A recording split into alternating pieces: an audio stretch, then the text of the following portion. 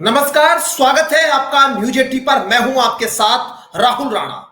क्या दिल्ली की सत्ता तक कांग्रेस इंडिया गठबंधन पहुंच जाएगी या फिर दिल्ली के लिए, कांग्रेस के लिए, इंडिया गठबंधन के लिए रास्ते अभी नहीं खुले?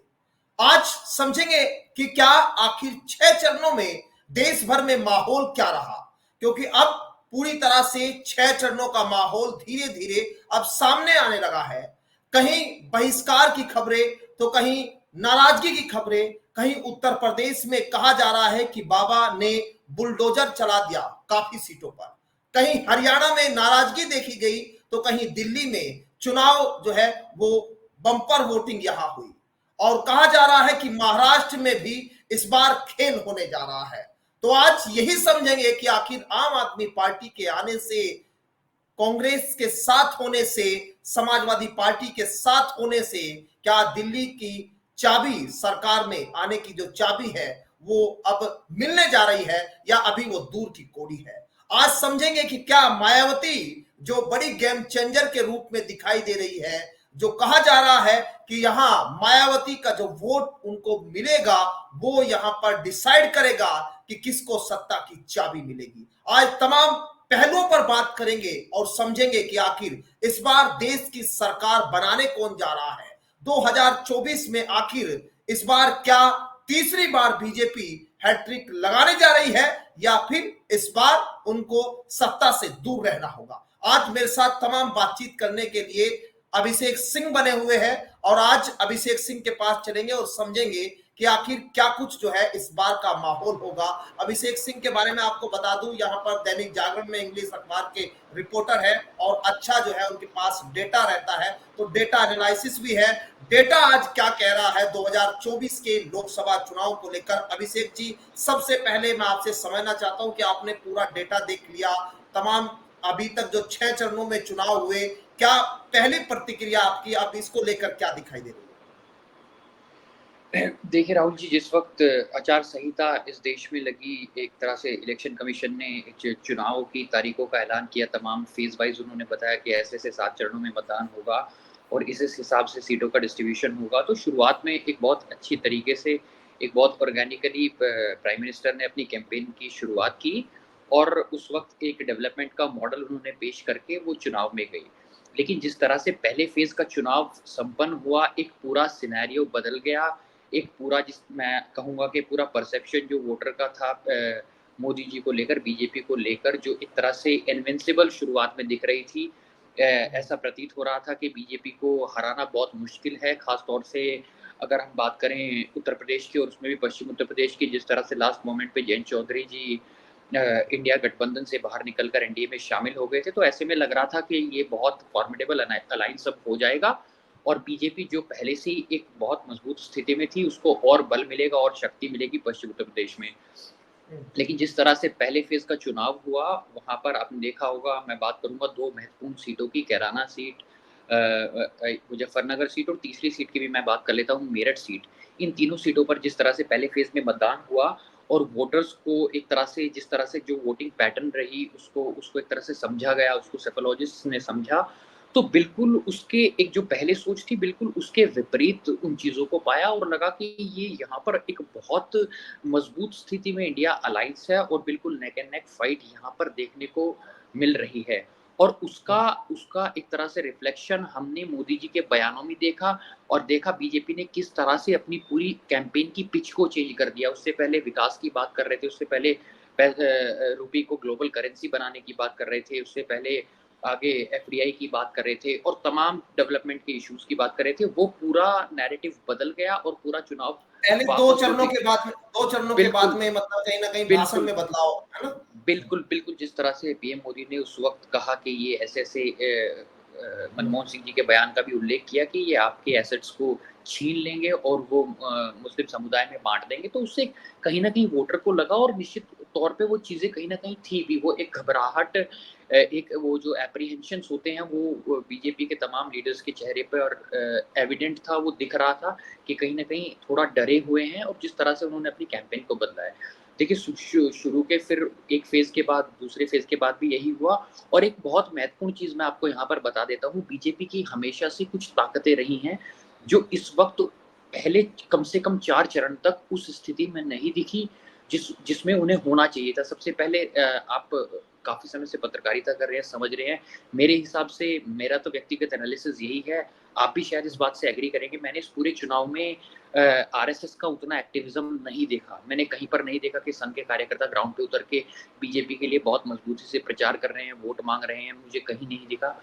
दूसरी बात बीजेपी की एक मजबूती जो हमेशा से रही है, जो मोदी जी का कल्ट 2014 में रहा है। मोदी जी की पॉपुलैरिटी यूथ्स में बहुत ज़्यादा थी, युवा उनको बहुत ज़्यादा पसंद करते थे, लेकिन इस बार कुछ ऐसी चीज़ें हुई, रोज़गार का एक बहुत बड़ा मुद्दा बना कि युवाओं के पास रोज़गार नहीं है। तमाम भर्तियाँ हुई, आपने देखा लास्ट मोमेंट पे कैसे उन भर्तियों को कैंसल किया गया, पेपर लीक हुए, तो यूथ बहुत हद तक मोदी जी से इस बार खुश नहीं बिल्कुल। था। आरएसएस हाँ, के बाद अभिषेक। दूसरा फैक्ट जी। हाँ, अभिषेक, आपने कहा कि यहाँ पहले दूसरे चरण के बाद में प्रधानमंत्री मोदी जी के भाषणों में बदलाव देखा, बिल्कुल देखा। मंगलसूत्र पर हमने सुना कि उन्होंने मंगलसूत्र का बयान दिया। उन्होंने कहा कि अगर आपके पास एक भैंस, दो भैंस है तो एक भैंस जो है वो दूसरे लोगों को दे दी जाएगी। और मतलब एक छोटी छोटी चीजों को लेकर, कहीं ना कहीं धार्मिक चीजों को लेकर कहा गया कि यहाँ पर कांग्रेस मुस्लिमों को आरक्षण दे देगी, और ये जो हिंदुओं का आरक्षण है, कहीं ऐसी चीजें, तमाम चीजें, भाषणों में बदलाव हुआ। लेकिन उन बदलाव का असर भी आप देख रहे हैं क्या? देखिए राहुल जी, मैं आपको बताऊँ इस चुनाव में इसको इतना हाइपर लोकल कर दिया गया। मैंने पहली बार देखिए मैं कोई बहुत ऐसा नहीं है कि मैंने बहुत ज़्यादा लोकसभा चुनाव देखे हैं। मैं बहुत एक्टिवली ये तीसरा लोकसभा चुनाव देख रहा हूँ। 2014 से एक इंटरेस्ट पैदा हुआ और उसको बहुत फिर समझने की कोशिश की और जो चीज़ें दिख रही हैं उनके बियॉन्ड भी जानने की कोशिश की। तो ये मेरा तीसरा चुनाव है जो मैं बहुत एक्टिवली देख रहा हूँ। मैं आपको बताऊँ इसको इतना हाइपर लोकल कर दिया गया, इतना लोकलाइज़ कर दिया गया, ये कास्ट से भी नीचे चला गया। ये इतने छोटे-छोटे मुद्दों पर चुनाव लड़ा जा रहा है, कैंडिडेट्स की बात होने लगी, स्थानीय इश्यूज़ की बात होने लगी। अगर ये कास्ट पे बेस्ड होता, आप देख लीजिए पहले चरण से आज तक इतना बड़ा बीजेपी का अकॉम्प्लिशमेंट है। 55 साल से जो उलझा हुआ मुद्दा था राम मंदिर का, उन्होंने उसको सुलझाया, लेकिन उसके नाम पर बिल्कुल भी वोट नहीं पड़ा। तो इससे साफ हो जाता है कि कम से कम इस चुनाव में पोलराइज़ेशन नहीं हुआ, धर्म के आधार पर वोट नहीं पड़ा। दूसरी बात मैं आपको बता देता हूँ, अगर धर्म के आधार पर वोट नहीं पड़ा तो फिर भी बीजेपी के जीतने के चांसेस क्यों लग रहे हैं? क्योंकि हम्म। देखिए, एक तरह से इस तरह का एक्सपेरिमेंट जनता ने पहले भी देखा था। ऐसा नहीं है कि मोदी जी के खिलाफ लोगों में रोष नहीं है, ऐसा नहीं है कि मोदी जी की वही एक्सेप्टेंस आज के टाइम में है जो 2014 या 19 में थी। मोदी जी के व्यक्तिगत कल्ट में बहुत बड़े स्तर पर इस चुनाव में कमी आई है, लेकिन वोटर्स के पास अभी भी ऑप्शंस का अभाव है। इससे पहले जनता पार्टी की सरकार देखी कैसे एक योजना में 3-3 4-4 प्रधानमंत्री बदले, फिर भी सरकार पूरी नहीं चल पाई। बहुत अच्छा एक्सपीरियंस नहीं रहा। अगर देश में पॉलिटिकल एक तरह से अनस्टेबिलिटी आ जाती है तो उसके रिपरकशंस होते हैं, उसके दुष्परिणाम होते हैं। तो कहीं न कहीं एक समझदार वर्ग को इन चीज़ों का भी पता था कि एक बहुत अच्छा ऑप्शन नहीं था। इसका उदाहरण मैं आपको देता हूँ, आप पंजाब के चुनाव को देख लीजिए, जिस तरह से आम आदमी पार्टी ने सरकार बनाई, वो एक पॉलिटिकल वैक्यूम का नतीजा था। अगर यहाँ पर वोटर्स को लगता कि कोई भी एक पॉलिटिकल पार्टी, कांग्रेस पार्टी में दम है, अपने स्तर पर कांग्रेस पार्टी कुछ कर सकती है, तो निश्चित रूप से यहाँ पर बीजेपी हार जाती। लेकिन कहीं न कहीं मैं अपनी बात पूरी कर लेता हूँ। मैंने 2-3 फ़ेज़ तक आपको बताया। 3 फ़ेज़ तक बीजेपी को बहुत एक तरह से नेक एंड नेक फाइट दिख रही थी और बीजेपी के चेहरे पर वो एक तरह से डर भी दिख रहा था। लेकिन तीसरे फ़ेज़ के बाद चौथे फ़ेज़ में हमने देखा एक एब्रप्टली सोशल मीडिया पे भी बीजेपी ने कब्ज़ा करना शुरू कर दिया, अपने नैरेटिव भी चलाने शुरू कर दिए और कुछ ऐसे सेफोलॉजिस्ट्स के इंटरव्यू भी हुए, जिनमें उन्होंने साफ तौर से कहा कि बीजेपी की सरकार बन रही है। ऐसे में सोशल मीडिया पे भी बीजेपी ट्रेंड करने लगी, उससे पहले नहीं तो विपक्ष के मुद्दे ट्रेंड कर रहे थे और प्रशांत किशोर का इंटरव्यू आया, उन्होंने कहा कि बिल्कुल, बीजेपी बहुमत बिल्कुल। में आ रही है, वो देखिए, ट्रेंड किया। बिल्कुल, बिल्कुल इन चीज़ों का प्रभाव पड़ता है। प्रधानमंत्री जी का आप रीसेंट इंटरव्यू देख लीजिए, उन्होंने क्या कहा? उन्होंने कहा कि मैंने 400 पार का नारा दिया और विपक्ष के लोग सिर्फ़ इसी में उलझे रह गए। लेकिन उनको ये बात नहीं पता कि सरकार तो 273 पे बन जाती है। अब किसी ने उस बात को काउंटर नहीं किया कि बीजेपी सत्ता में नहीं आ रही, बीजेपी सरकार नहीं बना रही है। तमाम विपक्ष और लोग इसी एनालिसिस, इसी उधेड़-बुन में रह गए कि 400 पार तो कर ही नहीं सकते क्योंकि नॉर्थ इंडिया में तो सैचुरेशन हो गया, नॉर्थ इंडिया में इससे ज़्यादा सीटें नहीं बढ़ सकती, तो किस आधार पर आप 400 पार करें? किसी को ये समझ नहीं आया कि यार सरकार तो 273 पे ही बन जाएगी। तो मोदी जी उसको उसको उस बार को बहुत ऊँचा लेके गए और लोगों को उसमें उलझाए रखा और इधर कम से कम मेरे ख़्याल से अपने बहुमत का जुगाड़ उन्होंने कर लिया। अभी अगर मैं बात करूं आपसे उत्तर प्रदेश पर, देखिए उत्तर प्रदेश में जो पिछली बार 2014 और 2019 में बड़ा अंतर था चुनाव में। 2014 में जिस तरह की लहर थी वो 2019 में कहीं कम दिखी। हालांकि जो बालाकोट वाला मामला था उसके बाद यहाँ पर काफी हद तक जो है वो कवर करने की उत्तर प्रदेश में कोशिश हुई। लेकिन अगर आज 2024 में आप देखें, 2014, 2019 और फिर अब 2000 यहाँ 24, आप क्या फर्क देख रहे हैं? और अब अगर सीटों पर मैं बात करूं कि किसकी सीट यहाँ पर घटती दिख रही है और किसकी सीट आपको दिखाई दे रही है कि यूपी में बढ़ती दिखे? देखिए राहुल जी, अगर स्पेसिफिकली यूपी की बात करें, देखिए 2 डिफरेंसेस हैं। 2019 से अगर आप आज के चुनाव को कंपेयर करें, 2 बड़े डिफरेंसेस हैं। उसमें आप देखेंगे मायावती, अखिलेश यादव, जयंत चौधरी साथ में सब लोग चुनाव लड़ रहे थे। उसमें निश्चित तौर पे बीजेपी को एक तरह से नुकसान होता दिख भी रहा था और हुआ भी, क्योंकि जिस तरह से उससे पहले उनकी सीटें आई थी यूपी में, उस प्रकार की सीटें नहीं आई, 62 सीटें उनकी आई। तो वो नुकसान बिल्कुल एविडेंट था, वो हमें साफ दिख रहा था। लेकिन इस चुनाव में मायावती अलग थी, जयंत चौधरी बीजेपी के साथ थे, तो इसमें शायद लोगों को लग रहा था फ़ायदा होगा। लेकिन स्टिल जो एंटी इनकम्बेंसी थी उसने उत्तर प्रदेश में काम किया। उत्तर प्रदेश में बहुत बड़ा नुकसान भी हो सकता था, क्योंकि उत्तर प्रदेश बहुत एक तरह से, मैं आपको बताऊँ, मैंने आपको फिर भी कहा है कि रिलिजन तो चलो आप छोड़ दीजिए, उत्तर प्रदेश और बिहार 2 ऐसे राज्य हैं जो कास्ट बेसिस पे वोट करते हैं। यहाँ पर धर्म का ही नहीं, जाति का बहुत बड़ा योगदान होता है। आपने देखा किस तरह से मुज़फ्फरनगर में तो इवन कास्ट से नीचे आकर खाप पर चुनाव आ गया कि एक बालियान खाप का कैंडिडेट है, एक मलिक खाप का कैंडिडेट है। इतना ज़्यादा लोकलाइज़ उस चुनाव को कर दिया गया। फिर भी मैं कहता हूँ, देखिए आप अगर अखिलेश यादव का परिवार 5 सीटें इस चुनाव में लड़ रहा है। आप अगर पहली बार कंपेयर करें, जिस तरह से आप आजमगढ़ की सीट का उदाहरण ले लीजिए, वहाँ पर निरहुआ धर्मेंद्र यादव के आगे थे। बहुत कम डिफरेंस से वो चुनाव हारे थे। लेकिन इस बार एंटी इनकम्बेंसी है, और वो चीज़ें ग्राउंड पे दिख रही थी। हमने रैलियाँ देखी, हमने अखिलेश यादव की और समाजवादी पार्टी की 2019 की भी रैली देखी, आज की भी रैली देखी। काफ़ी लोग उमड़ रहे हैं उनकी रैली में। हालाँकि ये बहुत अलायंस में इन लोगों ने बहुत टाइम लगा दिया इस चीज़ को मटेरियलाइज़ करने में, वो और भी बड़ा नुकसान हो सकता था।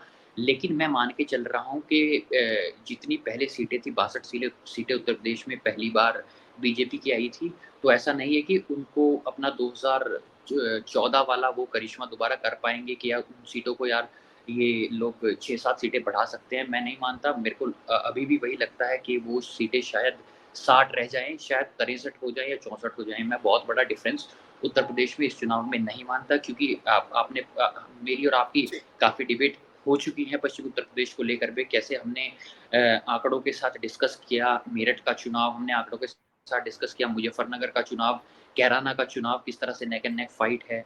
तो तमाम चीज़ों को ध्यान में रखते हुए ये साफ कहा जा सकता है कि ठीक जो है। पहले 2019। जी, आप मान रहे हैं कि 62-63 सीटें उत्तर प्रदेश में बीजेपी इस जी, बार ला सकती है। चलिए, जी, एक बार मैं प्लस माइनस 2। जी, +-2 ठीक है, उसको हम रख जी, लेते जी, हैं। अब अगर जी। हम, क्योंकि अभी छठे चरण का चुनाव हुआ, छठे चरण में यहाँ दिल्ली और हरियाणा का चुनाव हुआ। लोग जानना चाह रहे हैं कि दिल्ली और हरियाणा में क्या हो रहा है, जबकि हरियाणा में बहुत हद तक जो है कहीं न कहीं ऐसा लग रहा था कि पूरी हर सीट पर जो है नेट नेट फाइट है और कहीं न कहीं जो कांग्रेस वहाँ पर कहीं बढ़त की ओर दिखाई दे रही थी। आप किसको यहाँ पर मार्जिन क्या मानकर चल रहे हैं कि यहाँ पर आखिर हरियाणा में, अगर मैं सबसे पहले आपसे समझूँ? देखिए, बिल्कुल मैं हरियाणा से ही शुरुआत करना चाहता था। देखिए, अगर हम हरियाणा की बात करें, एक सेंटिमेंट पूरे हरियाणा के अंदर था। एग्रेरियन बेल्ट हरियाणा रही है और बीजेपी के ऊपर हमेशा से आरोप लगे हैं। आपने देखा, आपने तमाम चीज़ें कवर की। मैंने और आपने कृषि आंदोलन के की पृष्ठभूमि में भी काफ़ी डिबेट्स की, किस तरह से लोगों में रोष बीजेपी के प्रति था। और इस बार मैं आपको बता दूँ, मेरी तमाम लोगों से बात भी हुई, इवन प्रत्याशियों से भी बात हुई। जिस तरह से वो गाँव की तरफ गए, उनको सिक्योरिटी के साथ जाना पड़ा, उनको काले झंडे दिखाए गए, जो मुख्यमंत्री वहाँ पर थे, उनको तमाम जगह काले झंडे दिखाए गए। गाँव में बीजेपी कैंडिडेट्स की एंट्री बैन कर दी गई और पंजाब में तो ये बहुत बड़े स्तर पर चीज़ें हुई। लेकिन अगर हम हरियाणा की बात करें, देखिए कुछ अर्बन सीटें हैं, अर्बन एरियाज़ में बीजेपी हमेशा से स्ट्रॉन्ग रही है। अगर हम बात करें फरीदाबाद सीट की, हम बात करें गुड़गाँव सीट की, हम बात करें अम्बाला सीट की, यहाँ पर बीजेपी हमेशा से स्ट्रॉन्ग रही है और यहाँ पर बहुत ज़्यादा चांसेस बीजेपी के जीतने के भी हैं। थोड़ा सा रोष मैं आपको बता दूं, कुछ कैंडिडेट्स के ऊपर भी डिपेंड करता है। करनाल सीट मैं आपको बता दूं, अर्बन सीट है, बीजेपी की मजबूत सीट है, मनोहर लाल खट्टर वहां से जीत रहे हैं, वहां पर बीजेपी एक तरह से क्लियर चुनाव है। जो सीटें हरियाणा में इस बार फाइट में, क्योंकि पहली बार सारी सीटें बीजेपी ने जीती थी, लेकिन जो सीटें जहां पर नेक एंड नेक फाइट है या स्लाइट एज बीजेपी को है, सॉरी माफ कीजिएगा, कांग्रेस पार्टी को है, तो वो मैं आपको बता देता हूँ। देखिए उसमें एक रोहतक सीट है, बहुत अच्छा प्रचार इस बार दीपेंद्र हुड्डा ने किया था, पहली बार बहुत कम अंतर से हारे थे, और भूपेंद्र सिंह हुड्डा भी उस वक्त सोनीपत से चुनाव लड़े थे, और उन्होंने कहा भी था कि अगर मैं चुनाव ना लड़ता तो दीपेंद्र चुनाव नहीं हारता वहां से। तो इस बार उन्होंने भी चुनाव नहीं लड़ा, दोनों बाप बेटे ने मजबूती से रोहतक में काम किया। तो मेरे हिसाब से रोहतक सीट यहाँ पर कांग्रेस की क्लियर दिख रही है। दूसरी सीट जो फाइट में है मेरे हिसाब से वो सिरसा सीट है, क्योंकि सिरसा सीट से कांग्रेस पार्टी की काफ़ी सीनियर लीडर हैं और दलित समुदाय से आती हैं, कुमारी शैलजा वहाँ पर बहुत मजबूत उनकी स्थिति है। तो वो सीट भी मैं मान के चल रहा हूँ कहीं न कहीं फाइट में है, स्लाइट एज बीजेपी को है। तीसरी सीट हिसार है। देखिए आज के समय में आप हरियाणा की बात करें, सबसे हाई प्रोफाइल सीट हिसार बनी हुई है, क्योंकि एक ही परिवार के 3 सदस्य आमने-सामने हैं। चौटाला परिवार के रंजीत चौटाला बीजेपी के कैंडिडेट हैं, नैना चौटाला जेजेपी से हैं, सुनैना चौटाला आईएनएलडी से हैं, और उनके सामने जयप्रकाश हैं कांग्रेस पार्टी के। तो यहाँ पर भी लोग मान रहे हैं कहीं न कहीं फैमिली फ्यूड में, परिवार के टकराव में कहीं ऐसा हो सकता है, ऐसे कुछ चांसेस बन रहे हैं कि कांग्रेस इस सीट को निकाल सकती है इस फाइट में। तो मैं मान के चल रहा हूँ कम से कम 3 सीट पे, इन सीट पे फाइट है। चौथी सीट मैं थोड़ा मान के महेंद्रगढ़ की इसलिए मान सकता हूँ क्योंकि वो भी रूरल सीट आती है। एक तरह से एक जाट समुदाय में वहाँ पर बहुत बीजेपी से खुश नहीं है, और बहुत बड़ी मात्रा में उस सीट पर जाट है। तो मैं मान के चल रहा हूँ ये 3-4 सीटें हैं जो इस बार बीजेपी जहाँ पर नुकसान उठा सकती है। बाकी तमाम जो अर्बन एरिया हैं, आप यमुनानगर, आप माफ़ कीजिएगा, यमुनानगर, ये आपका यमुनानगर तो सीट नहीं है, कुरुक्षेत्र सीट है, अम्बाला सीट है, और कुरुक्षेत्र में भी हाई प्रोफाइल कैंडिडेट हैं दोनों। नवीन जिंदल कांग्रेस छोड़कर इस बार बीजेपी से लड़ रहे हैं, और आईएनएलडी के जो चीफ हैं सर्वे सर्वा हैं, अभय चौटाला, वो वहाँ से चुनाव लड़ रहे हैं, पर वहाँ भी कहीं न कहीं बीजेपी का ही चांस दिखता है, जहाँ पर भी कुछ मात्रा में अर्बन वोटर्स हैं। तो वहाँ पर मेरा एनालिसिस यही है कि ये 3-4 सीटें हैं जहाँ पर इस बार बीजेपी को नुकसान हो सकता है हरियाणा में। नहीं, एक एक चीज ये जो सुनने में वहां बार बार आ रही थी कि जो जाट वर्ग है वहां बीजेपी से 100% कट गया। कह रहे थे कि यहाँ कोशिश बीजेपी ने ये भी की कि जाट और नॉन जाट बना लिया जाए, लेकिन जाट और नॉन जाट भी वहां पर नहीं हुआ। तो यानी यहाँ कुछ जो डेटा एनालिसिस है वो ये भी कह रहे हैं कि 7 सीटें 6 सीटें यहाँ पर जो है कांग्रेस एज कर रही है, और कुछ कह रहे हैं कि यहाँ पर जो है 50-50। जैसे आपने कहा कि 4-5 सीटें जो है आपको भी लगता है कि यहाँ कांग्रेस, और 4-5 सीटें बीजेपी के, 5-6 सीटें बीजेपी के पास में जा सकती है। तो ये जो फैक्टर है जाट और नॉन जाट का, ये तो वहां नहीं दिखा, लेकिन उसके बाद भी आपको लगता है कि यहाँ टक्कर बराबर की हो सकती है दोनों के बीच? देखिए राहुल जी, मैं बता देता हूँ, मैंने इसीलिए आपको अर्बन और रूरल सीट का उदाहरण दिया, ऐसे इनको एक तरह से डिमार्केशन करके डिफरेंशिएट करके समझाया। अब उदाहरण के तौर पर गुड़गांव को ले लीजिए, फरीदाबाद को ले लीजिए, इंडस्ट्रियल एरिया है।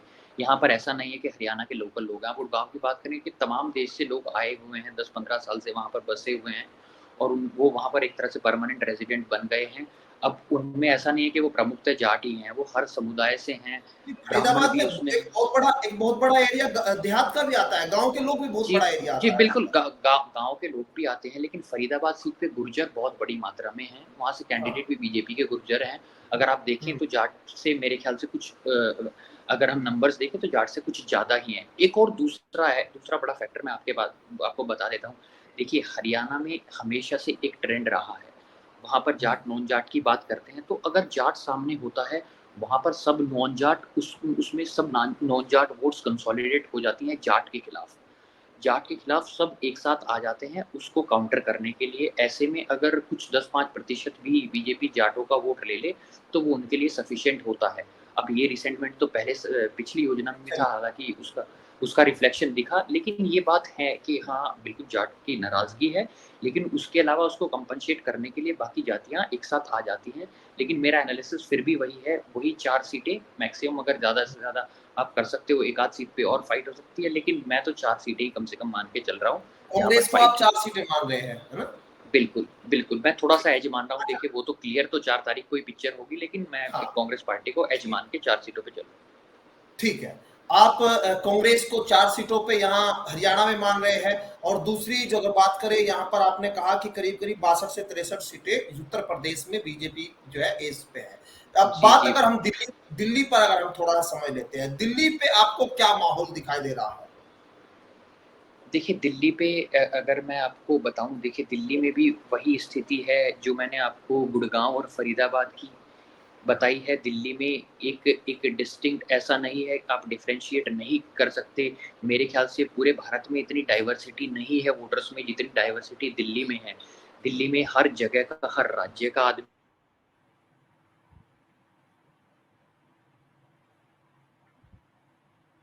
अभिषेक की आवाज़ जो है ऐसे में दिल हाँ, हाँ, बोलिए, बोलिए। आप ये आपकी आवाज़ मिल जी, गई फिर जी, से। जी, जी, जी, जी, आप सुन पा रहे हैं? देखिए, जी, देखिए, देखिए, अगर दिल्ली की हम बात करें, देखिए अगर दिल्ली की हम बात करें, दिल्ली में भी ट्रेंड यही है। दिल्ली में पूरे भारत की अगर आप बात करें, सबसे ज़्यादा डाइवर्सिटी दिल्ली में है। हर हर राज्य का व्यक्ति दिल्ली में है, हर जाति का व्यक्ति दिल्ली में है, हर धर्म का व्यक्ति दिल्ली में है। यहाँ पर कुछ ऐसी चीज़ें हैं जो बाकी एरियाज़ से डिफरेंशिएट करते हैं, उस तरह के ट्रेंड यहाँ पर हैं।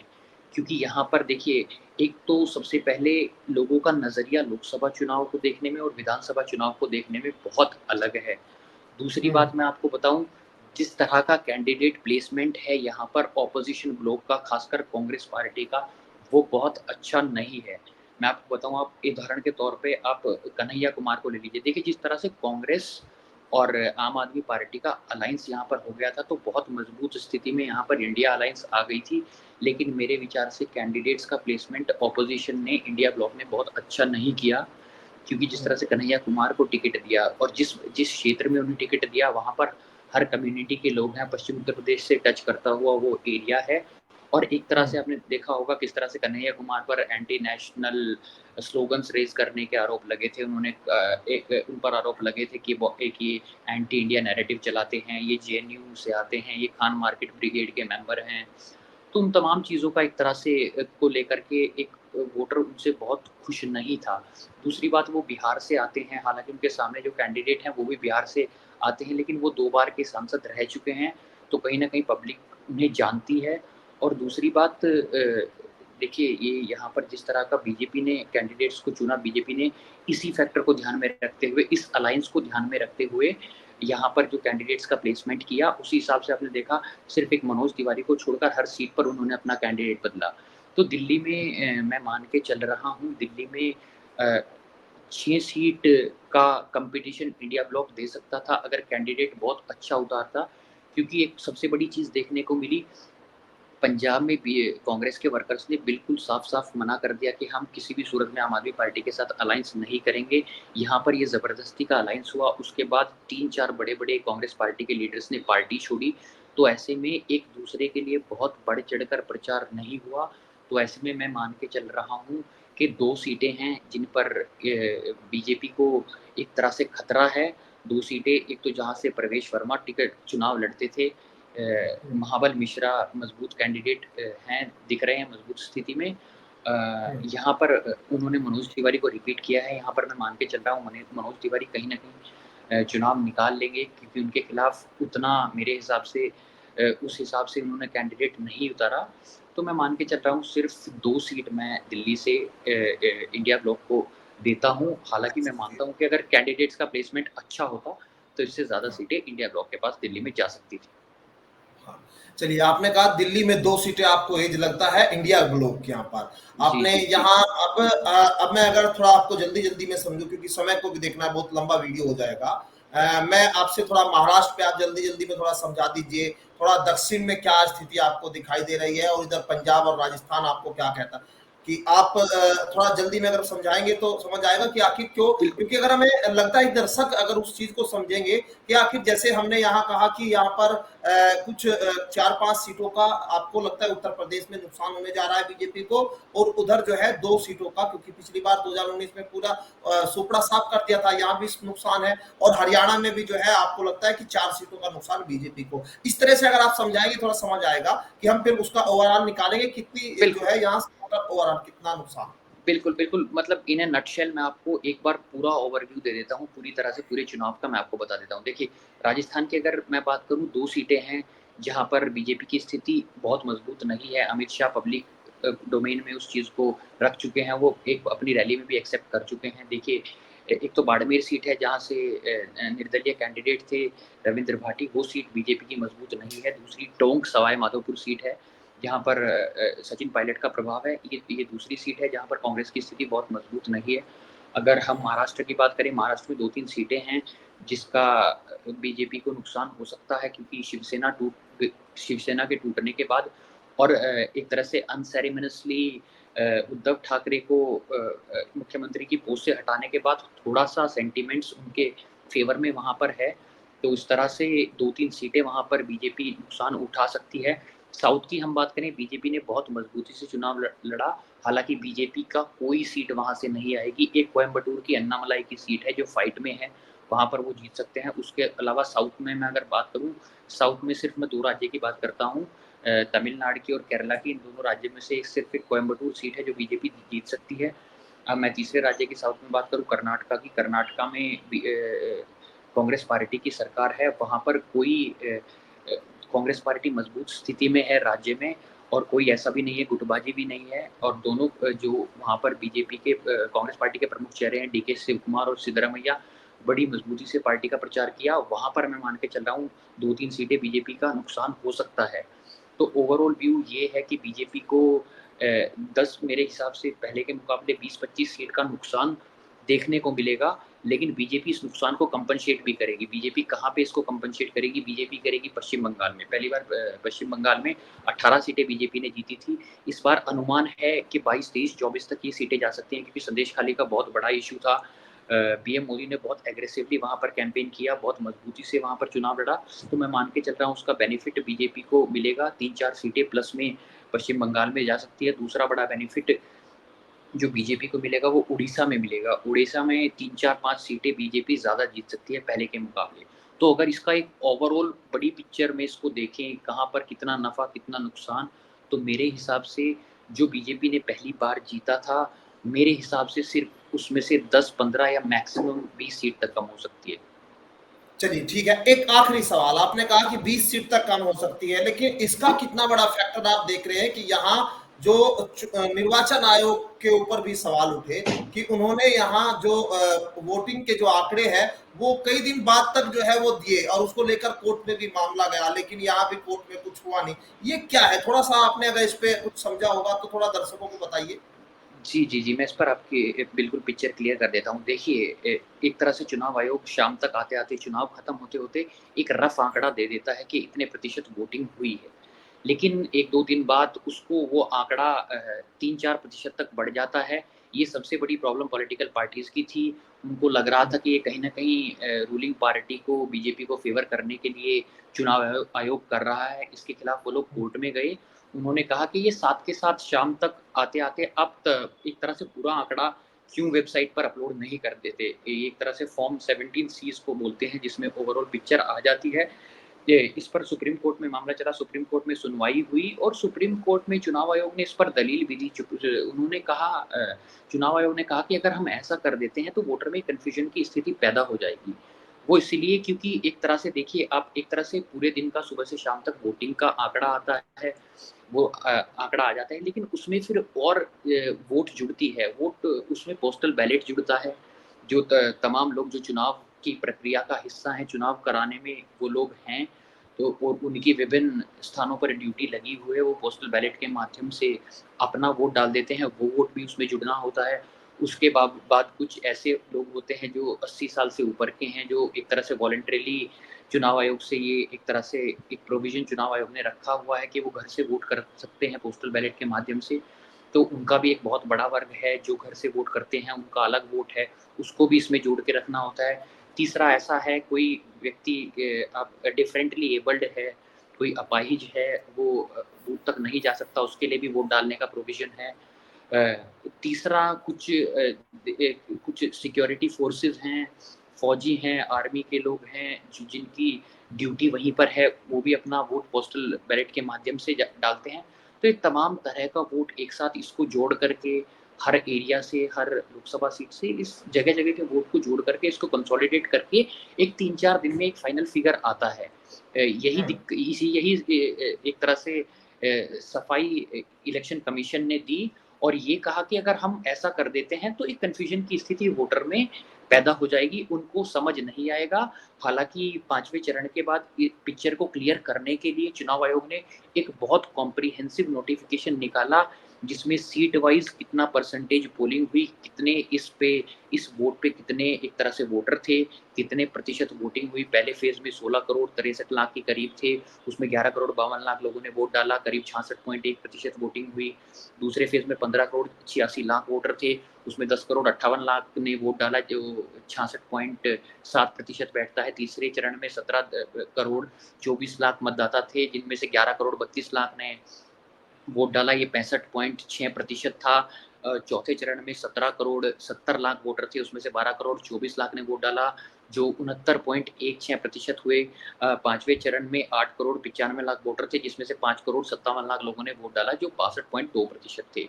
अब तक 5 चरण का ये कॉम्प्रिहेंसिव डेटा इलेक्शन कमीशन की तरफ से आ चुका है और इस डेटा को रिलीज़ करने के साथ-साथ इलेक्शन कमीशन ने बहुत स्पेसिफिकली, बहुत कैटेगोरिकली एक बात कही है कि इसमें एक वोट का भी हेर-फेर नहीं है। हमारी बिल्कुल क्लियर जवाबदेही है और हम जवाबदेही से ये डेटा रिलीज़ करते हैं। एक-एक वोट का इसमें हिसाब है और यहाँ पर बिल्कुल भी किसी भी तरह का विपक्ष का इस तरह का आरोप निराधार है। चलिए, आपका बहुत शुक्रिया। आपने जो है अभिषेक जी बड़े अच्छे से जो है पूरा डेटा हमें समझाया है और हमारे दर्शकों को भी बहुत सारी चीजें थोड़ा क्लियर हो गई होगी। लेकिन अभी आपने जो कम से कम जो चीजें आपने ओवरऑल बताई है कि 20 सीटों तक आपको नुकसान दिखाई देता है, 20-25 सीटें अगर आपको लगता है, देखिए लेकिन हाँ, कहीं ना हाँ, कहीं बिल्कुल 20-25 सीटों का नुकसान है, उसमें से आप मान लीजिए मैक्सिमम 25-30 का भी हो जाए, लेकिन उसमें से 15 का के करीब ये कंपनसेट बीजेपी मैंने आपको बताया किस तरह से कर रही है। और तो ओवरऑल कुल मिला के मेरे हिसाब से 15 से 20 का नुकसान बीजेपी को रहेगा। अपने दम पे बीजेपी एक तरह से सरकार बनाएगी और एनडीए का आंकड़ा तो और भी ऊपर जाएगा उस हिसाब से। लेकिन चलिए, बीजेपी कम से कम बहुमत का आंकड़ा अपने दम पे पार कर रही है।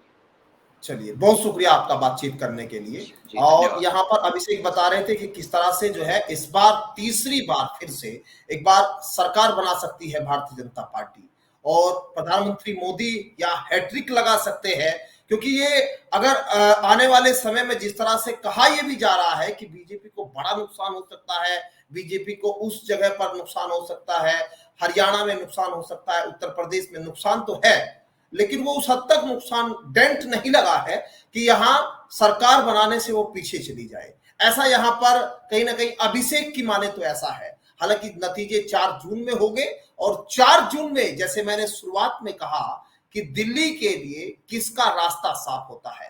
इंडिया गठबंधन जो है पूरे जोर शोर के साथ लगा हुआ है और अभी भी वो लगातार दावा कर रहे हैं कि यहां जो बीजेपी है वो 140 143 तक ही रह जाएगी। जैसे अखिलेश यादव तो लगातार जो है इसी बात को बार बार हर जनसभा में हर जगह पर उठा रहे हैं। लेकिन देखिए 4 जून तक इंतजार करते हैं और 4 जून में किसकी सरकार बनेगी ये देखना बड़ा दिलचस्प होगा। फिलहाल मेरे साथ इतना ही, मुझे दीजिए इजाजत। नमस्कार।